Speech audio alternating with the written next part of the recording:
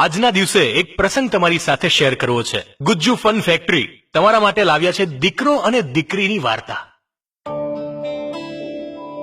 સાહેબ, દીકરો 8 વર્ષનો થાય ત્યારે તેના પપ્પાને કહે, પપ્પા મારે રિમોટ વાળી કાર જોઈએ છે। પપ્પા, ઈચ્છા પૂરી। 11 વર્ષ, દીકરો કહે, પપ્પા મને 200 રૂપિયા વાળી પાર્કરની પેન જોઈએ છે। પપ્પા કહે, ઈચ્છા પૂરી।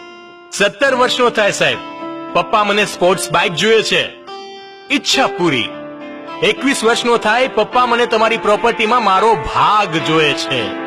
ઈચ્છા પૂરી। 35 વર્ષનો થાય સાહેબ, પપ્પાને કહે, પપ્પા મને તમે આ ઘરમાં નથી જોઈતા। પપ્પા, ઈચ્છા પૂરી। ત્યારે દીકરી શું કરે સાહેબ?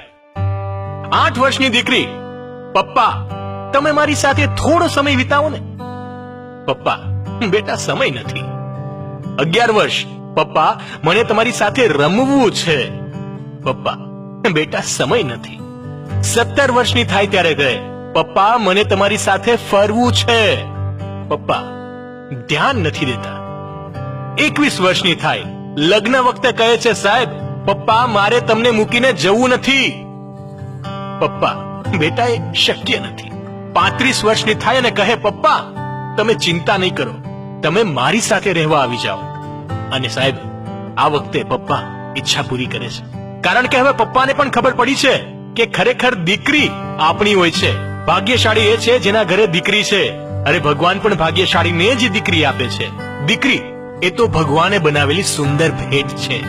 જો ગુજ્જુ ફન ફેક્ટરીની આ વાત માનતા હો તો તમામ લોકો સુધી શેર કરજો।